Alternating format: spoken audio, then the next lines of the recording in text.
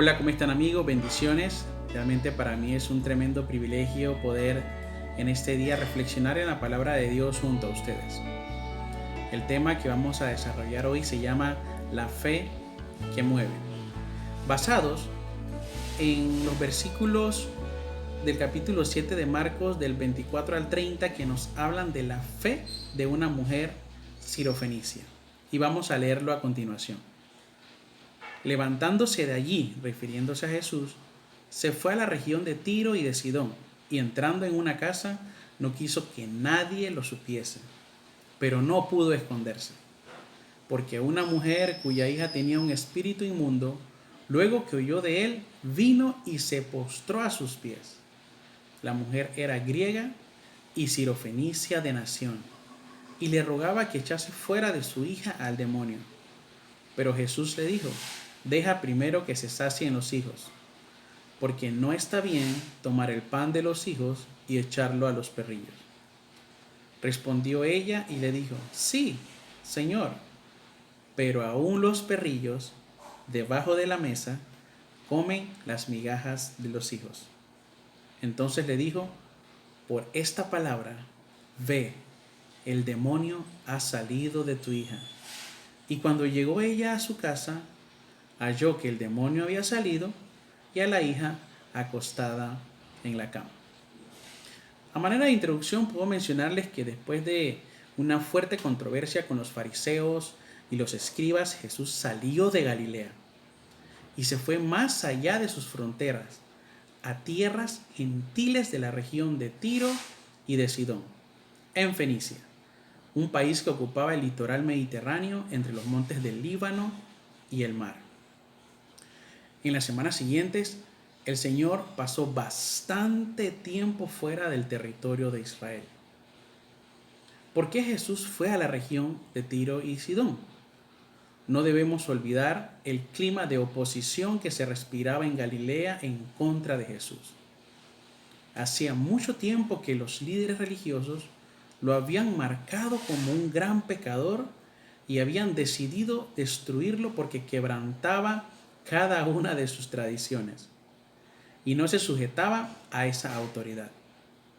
Y tal vez, en medio de estas circunstancias, salir del país era una decisión acertada de parte de Jesús que evitaría un desenlace precipitado antes de que sus discípulos hubieran logrado entender la magnitud del ministerio de Jesús y el significado de su obra en la cruz. Podríamos deducir que el Señor también tenía el interés de continuar formando de manera intencional a cada uno de sus discípulos y tener un tiempo de descanso con ellos. Vemos que Marco en este pasaje nos dice que el Señor intentaba pasar desapercibido en aquella región. Y la razón para que el Señor no quisiera que se supiera de su estancia allí tendría que ver mucho, seguramente, con su propósito de descansar e instruir a cada uno de sus discípulos, pero lejos del agobio constante de las multitudes. Pero también porque, como más adelante va a señalar Marcos, no había llegado todavía el tiempo de abrir plenamente la puerta a los gentiles, en tanto que los judíos no se hubieran saciado.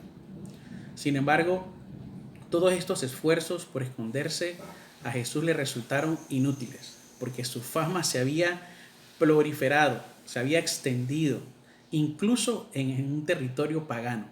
Y una mujer escuchó de su presencia y fue hasta donde él estaba. Sobre esta mujer realmente no sabemos mucho o casi nada. Sin embargo, sí nos dice que era una mujer sirofenicia de nación. Por lo tanto, desde un punto de vista judío, era una mujer pagana, o tal como Mateo lo describe, una mujer cananea. Otro detalle que Marcos nos proporciona es que tenía una hija endemoniada. Ella vino a Jesús pidiéndole ayuda porque lo que más amaba en el mundo estaba bajo el control del diablo. Observamos también que la mujer no estaba rogando por sí misma, sino para conseguir una bendición a favor de su hija. Esto nos da un buen ejemplo de lo que debe ser esa obra de intercesión de los padres que deben llevar a cabo hacia sus hijos. Así que, papá que nos estás escuchando, mamá que nos estás escuchando, no dejemos de orar incansablemente por cada uno de nuestros hijos. Percibimos también en esta mujer su insistencia, su constancia en sus ruegos. Según Mateo, ella seguía a Jesús y a sus discípulos dando voces, lo que llegó a ser desagradable para sus discípulos. De hecho, en Mateo 15, 23 nos dice, 22 y 23, y he aquí una mujer cananea que había salido de aquella región clamaba diciéndole, Señor, hijo de David, ten misericordia de mí y de mi hija, que es gravemente atormentada por un demonio. Pero Jesús no le respondió palabra. Entonces, acercándose a sus discípulos, le rogaron diciendo, despídela, pues da voces tras nosotros. Interesante. Pero esta insistencia no surgía únicamente por el dolor y la ansiedad que sentía por el estado en el que se encontraba su hija, sino que también manifestaba una fe sólida en el Señor Jesús. Y por supuesto, una intercesión tan ferviente no iba a quedar sin respuesta. Tenemos por lo tanto a una mujer cananea rogando a Jesús por la liberación de su hija. ¿Qué haría el Señor? Cualquier judío conocía la historia de Israel y los problemas que los cananeos le habían causado desde los días de Josué. Además, la ley judía separaba a los judíos de los gentiles. En el mismo templo se levantaba un gran muro para evitar que los gentiles entraran en los atrios de los judíos, avisando la pena de muerte en el caso de que lo trataran de cruzar o lo cruzaran.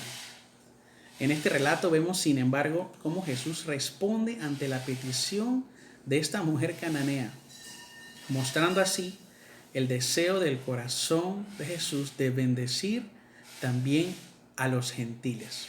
Tremendo. Más adelante vemos también que Pablo, a través de la carta de los Efesios, menciona que por medio de la obra de Jesús en la cruz, él había conseguido eliminar toda pared de separación entre judíos y gentiles. Cuando leemos este pasaje y vemos la respuesta inicial del Señor a esta mujer, podría sonar un poco dura. Sin embargo, definía correctamente la posición de los gentiles frente al reino de Dios antes de la cruz. Como explica el apóstol Pablo a los Efesios, que eran gentiles, en el capítulo 2 de Efesios, versículos 12 y 13 dice, en aquel tiempo estabais sin Cristo, alejados de la ciudadanía de Israel y ajenos a los pactos de la promesa, sin esperanza y sin Dios en el mundo. Pero ahora en Cristo Jesús, vosotros, que en otro tiempo estabais lejos, habéis sido hechos cercanos por la sangre de Cristo. Jesús en el versículo 27 del capítulo 7 de Marcos usa una ilustración para explicar la situación a la mujer. Los hijos, en referencia a los israelitas, eran los que estaban sentados en la mesa y tenían el privilegio de disfrutar del ministerio terrenal del Señor Jesús. Los perrillos eran, por lo tanto, los gentiles. Por lo tanto, Jesús, que se estaba refiriendo a esta mujer como un perrillo, ¿no podía ser interpretado esto como algo ofensivo? Es cierto que los judíos se refieren despectivamente a los gentiles como perros, pero Jesús usó un diminutivo, perrillos, seguramente en un sentido bastante cariñoso. Y así lo debió percibir y entender esta mujer, porque no solo no se sintió ofendida, sino que tampoco se sintió desechada por ello, sino que en la forma en que Jesús se lo dijo, encontró fuerzas para seguir haciendo su petición sin descansar. La mujer entendió completamente y aceptó sin quejas ni disputas la posición de precedencia que el pueblo judío tenía frente a los pactos y promesas de Dios. Así que en lugar de enojarse por las palabras de Jesús, vio en ellas una puerta abierta para poder volver a presentar esa súplica a favor de su hija. En cualquier caso, no deja de asombrarnos que esta mujer suplicaba por unas migajas de pan, mientras que los judíos rechazaban el verdadero pan que había descendido del cielo. Interesante. Por lo tanto, en medio de todo este contexto, podemos apreciar que esta mujer tenía una fe como la debemos tener cada uno de nosotros. Es una mujer que con una fe auténtica, realmente su fe es una gran joya. Sin conocer al Señor de primera mano, el concepto tan elevado que ella tenía de Jesús, sencillamente le llevaba a orar, le llevaba a rogarle a Jesús por la liberación de su hija. Y esto, sin duda alguna, fue de admiración para Jesús. En esta hora yo te puedo preguntar a ti, que me estás escuchando, ¿has conocido al Señor de primera mano?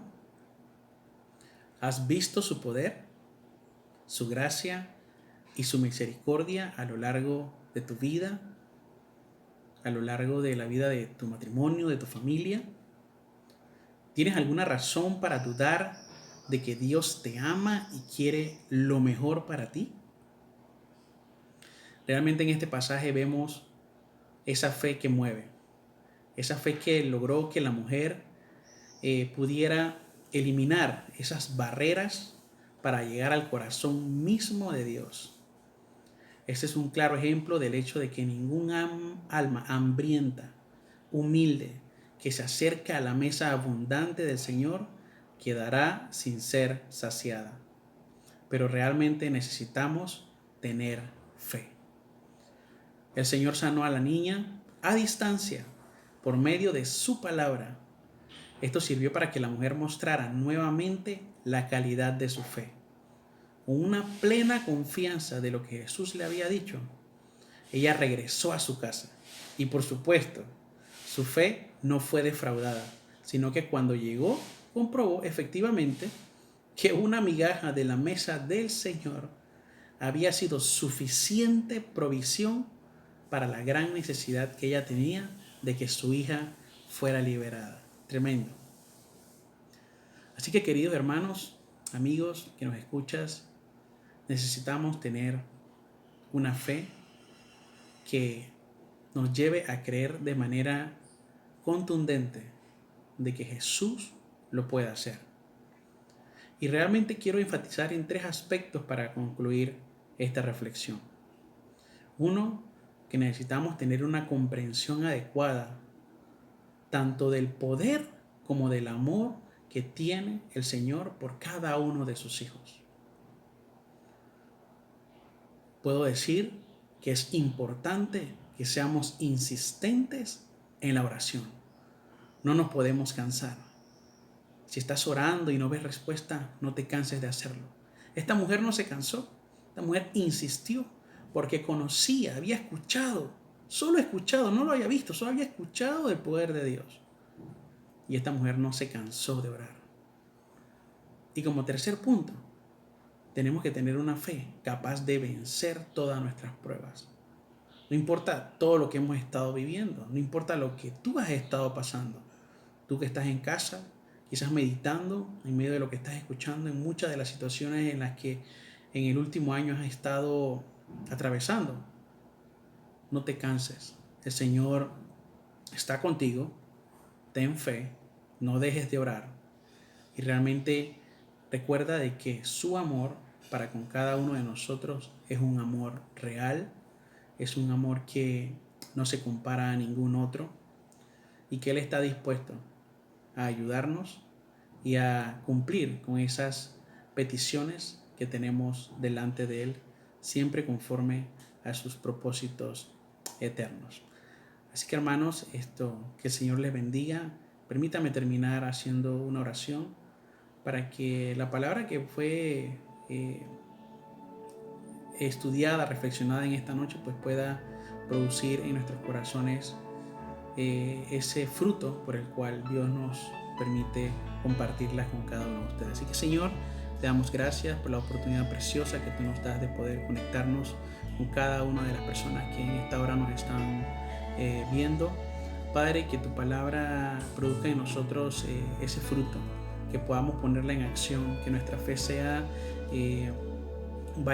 llevada a niveles como nunca antes la hemos tenido, Señor, y que estemos conscientes de que tú nos amas con un amor inexplicable, un amor que sencillamente no tiene límites, pero necesitamos entenderlo y materializarlo en cada una de nuestras vidas. Señor, ayúdanos a ser constante en la oración, que oremos sin cesar cada día, que nos encontremos contigo y que podamos entender, Señor, de que tú, cuando ves a tus hijos rogándote, inclinándose, entendiendo que de ti viene nuestra esperanza, Señor, sé que tú inclinas tu oído y sabemos que oramos en esta noche y tú inclinas tu oído para cada uno de nosotros. Padre, te lo pedimos en el nombre de Jesús. Amén. Chao, que el Señor les bendiga.